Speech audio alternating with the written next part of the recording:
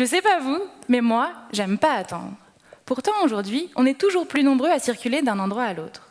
Et on passe beaucoup de temps dans les files d'attente, que ce soit au security check de l'aéroport, à la gare ou tout simplement à la caisse du supermarché.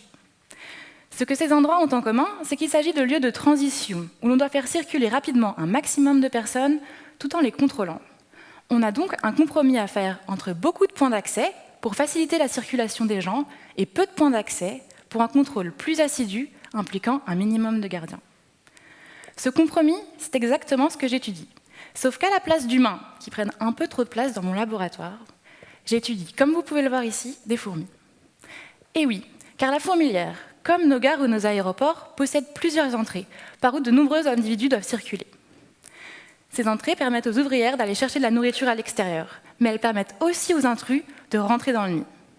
La fourmilière doit donc en permanence faire un compromis entre efficacité et sécurité, entre sa connexion avec l'environnement et la protection du nid.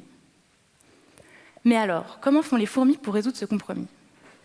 Pour le comprendre, j'étudie dans mon laboratoire plusieurs dizaines de colonies de fourmis, que j'ai placées dans des nids transparents. Ces nids possèdent de petites portes que je peux ouvrir et fermer. Je filme mes fourmis dans plusieurs conditions, et puis j'analyse leur comportement. Les premiers résultats de mon travail montrent que plus j'ouvre de portes, plus il y a d'allées-venues entre l'intérieur et l'extérieur du nid. En fait, donc, on améliore bien la circulation des ouvrières. Par contre, du point de vue sécurité, on a des fourmis gardiennes, mais leur nombre n'augmente pas suffisamment pour bien surveiller toutes les entrées. C'est un peu comme si vous aviez un budget limité pour embaucher de nouveaux contrôleurs. Mais alors, est-ce qu'il ne suffirait pas que je trouve le juste milieu entre une bonne circulation et suffisamment de gardiennes? Pas si simple. En effet, puisque les allées et venues augmentent, on s'attendrait à ce que les fourmis récoltent aussi plus de nourriture. Mais ce n'est pas du tout le cas.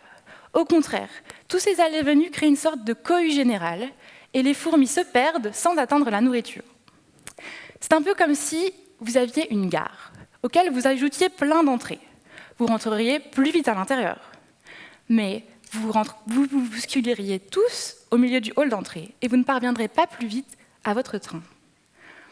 Ça ne suffit donc pas de faciliter la circulation, il faut aussi s'assurer que les individus parviennent bien à leur destination. La prochaine étape est donc pour moi de regarder comment les fourmis font, non plus dans des nids où c'est moi qui ouvre les portes, mais où elles peuvent creuser les entrées comme elles le veulent. J'espère que les fourmis pourront ainsi m'aider à trouver des solutions astucieuses pour faciliter notre circulation, tout en assurant notre sécurité. Alors pensez aux fourmis la prochaine fois dans la file. Merci.